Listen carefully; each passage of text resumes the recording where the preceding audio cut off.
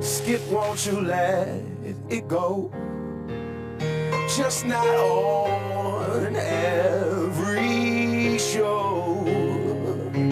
Skip, won't you let it go?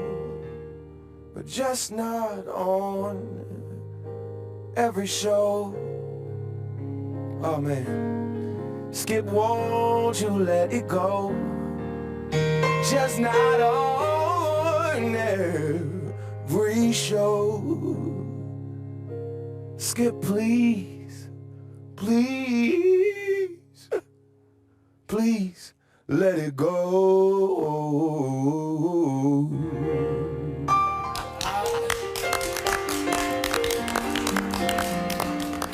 Oh, happy Friday. We made it, everybody. When will this man let it go on every show? Thank you, John Legend, for that. Thank you, we'll John. get into that in just a minute. That was a beautiful thing. It was beautiful. I don't like the sentiment, but it was a beautiful thing. Did the message resonate? That's the question. I just hope that Dez doesn't let it go when it hits his hands this time. If he just hangs on to the football, maybe the outcome will be a little different this time. We hope he throws up the X so you don't have to throw up like last time. I like that. Skip Bayless, Molly Qerim here in Bristol. That was my line. Stephen A. Smith joins us from the city of brotherly love. Stephen A., how are we doing? I miss you. I feel like you haven't been here all week. Well, I haven't been there all week other than Monday, but I'll be back on Monday. Don't worry about it. I'll be in the house. Your Good. Giants partner in crime. Yeah, I'm starting to miss him. She misses you because she needs some backup when she tries to defend her New York football Giants, as we're about to do right now. Nobody needs to defend the Giants against you since your team already is on vacation. Well, let's just see what's about to happen then. All right. Let's just see. All right, let's do it. Let's get into it, guys. So the perfect Panthers head to MetLife Sunday for a clash with the G-Men. The Giants have a history of ruining perfection, Skip Bayless. Just ask the 98 Broncos and the 2007 Patriots. Well, that's ancient history. Is that all you got? They are tied for first in the NFC East, but they don't control their own destiny. All eyes on the matchup within the matchup, though. Josh Norman versus Odell Beckham. Jonathan Stewart is out, and Greg Olsen is questionable. Stephen A., will the Giants ruin the Panthers' perfect season? I'm afraid not. I don't think they will. It's certainly possible. I don't. What? It's certainly possible that they could, but I don't believe they will. I think that Carolina is on a mission. I think that the Giants' pass defense is horrific. The fact is that when you combine that with the fact that their offensive line is suspect, which makes their running game suspect, obviously I think that Carolina's got some issues at corner outside of Josh Norman, but you've got the linebackers in Kuechly and Davis that are going to be there to help out. So I think that that's going to help them immensely, and I think that there are too many question marks on the offensive side of the ball for the New York Giants. I know they can put up some points, don't get me wrong. I understand they're capable of that, but it's going to have to be riding the coattails of Odell Beckham Jr., and I don't know how much he's going to be able to do against this defense. He'll have his moments, no doubt, because he's too great not to. But I think the other guys that are going to be required to step up, if the Giants were not their backs weren't against the wall and they were playing with house money because, say, their season was lost like the Dallas Cowboys, maybe you could make a legitimate argument. But due to the pressure that's mounting against them with their very playoff possibilities on the precipice, I just look at the New York Giants situation as being dire. I think it'll be competitive, no doubt. I don't think there'll be a blowout or anything. But I think Carolina's defense is elite. Cam Newton is elite. Giants have too many questions on offense, and their defense, particularly against the pass, is absolutely positively horrific. I think you combine all of those things, and I just can't see them winning this game. I can see it being close for about 3 quarters, but ultimately Carolina pulling away in the 4th quarter. I can see something along the lines of 33-24. Wow. By the way, real quick, look at this. Close 34 to 24. Just for the record, I wrote that down before the show. So, also for the record, we do not confer on our picks before the show. So in this one, I have no idea where you're going. And I must admit, I am shocked, and for your sake, I am ashamed that you don't have the backs of your New York Giants that you allegedly grew up loving, although you're a Steelers fan and a Giants fan. So I don't really understand this. We are at the crucial, pivotal point in the NFC least season. where you're tied for first place and you can't kill this giant at home with Eli Manning throwing to Odell Beckham Jr., and you're going with Cam Newton without Jonathan Stewart and with a highly questionable Greg Olsen. I don't even know if he's going to play. Yeah. So that's all you got for me today? I'm just so disappointed in you.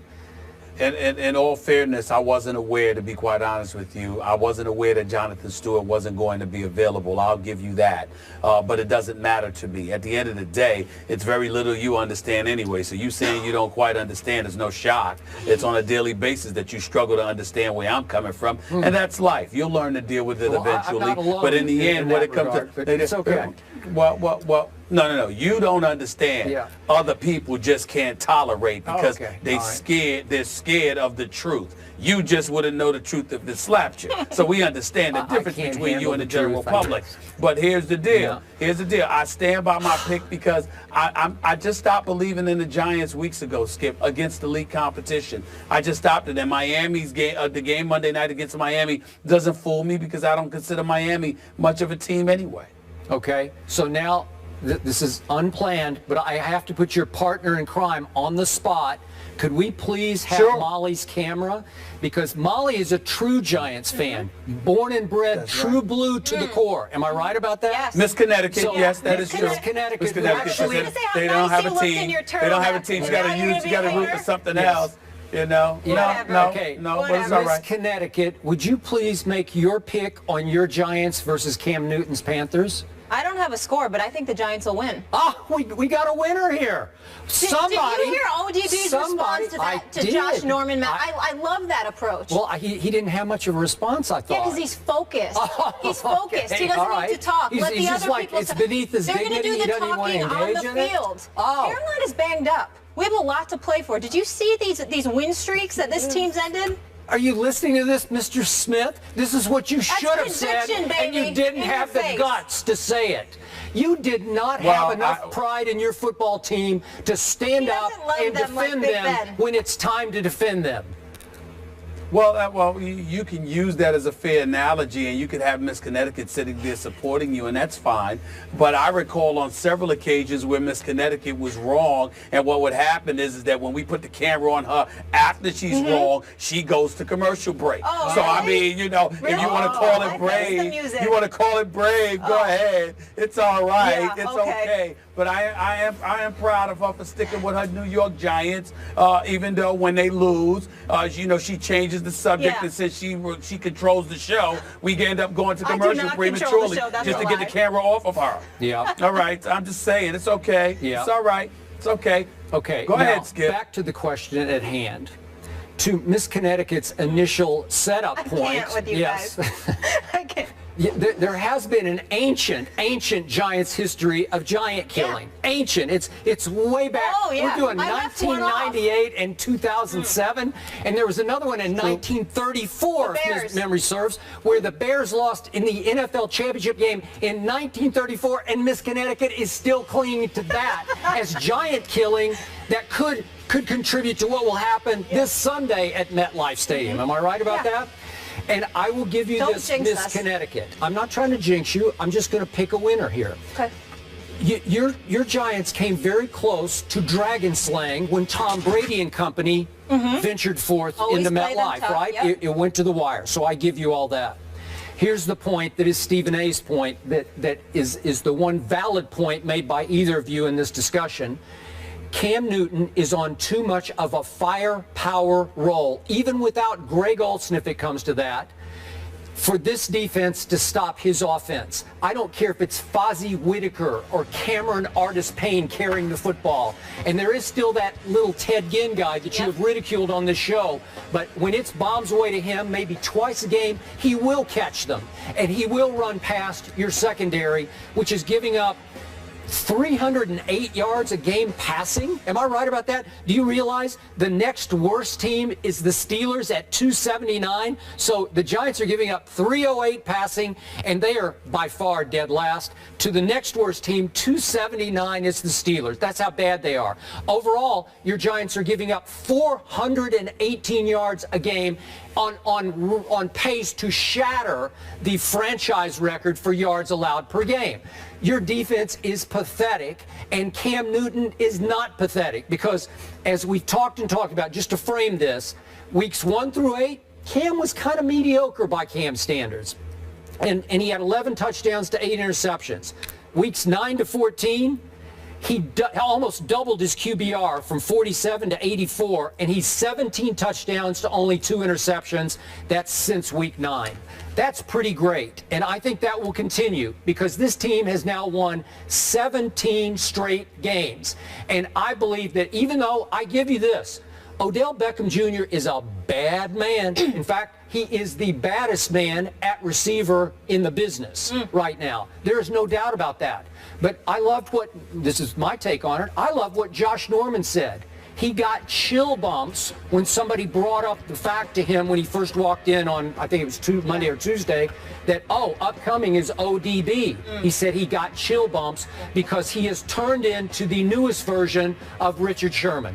And I remind Cowboy Nation, that man, Josh Norman, held Dez Bryant to 2 catches for 26 yards on Thanksgiving, and he took all of Dez's trash talk and stuck it right in the trash, because this guy can talk trash with anybody. This might be the all-time trash talk off between ODB and Josh Norman, and I do believe that Josh will get a little better of this. I think he will hold ODB to under 100 yards receiving. And remember, his partner in crime, Charles Tillman, is finally back at the other corner, and this defense leads the NFL in takeaways. And I'm going to guess, I'll be conservative, they will get Eli twice. I'll say they pick him off twice. So I've got right with your score, and I'm not a Giants fan. I got 34-24. You have 33-24. So I'm going to better you by 1 point for Cam. I'm saying he gets to 34.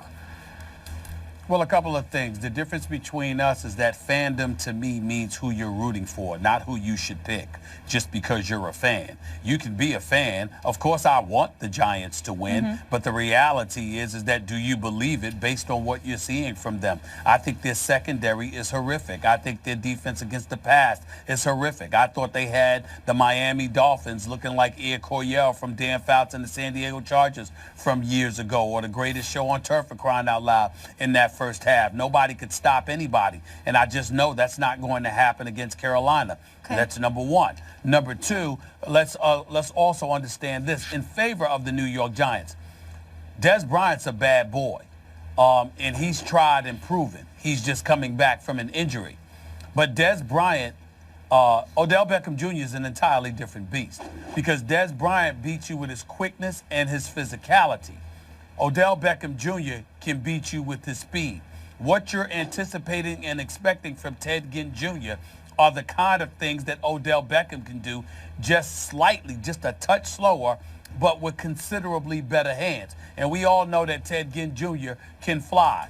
When I've been insulting about Ted Ginn Jr., nobody's denying the fact that his route running ability, his breakaway speed, he's electrifying. The problem is that he needs to stop dropping passes. Now, according to the numbers, he ranked like 12th in the league coming in the last week in dropped passes. So people try to say it's not that bad. As far as I'm concerned, you have no business on a dropped pass list if you're an elite receiver. So we got to keep our eyes on that. But I certainly expect Ted Ginn Jr.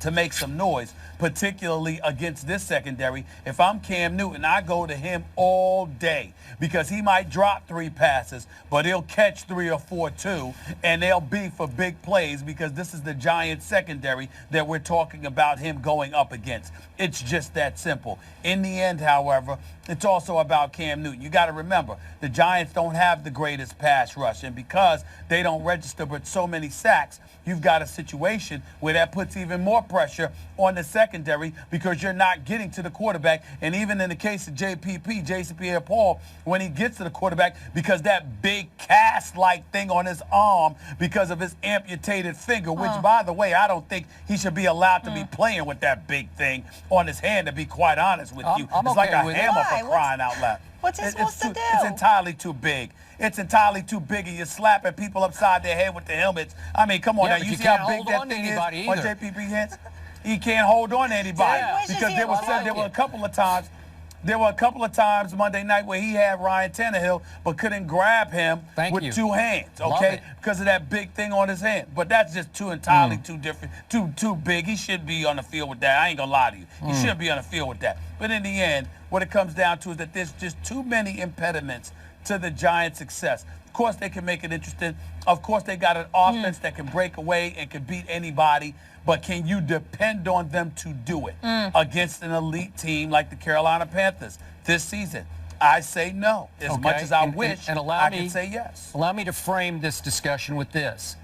If, as you predict, your Giants lose on Sunday, that will guarantee their third straight non-winning season. And if they fail to make the playoffs by failing to win the division, that will mean 4 straight years they have missed the playoffs under Tom Coughlin. Let's just keep it all in some perspective about how mediocre and dare I say pathetic your Giants have been for the last 4 years.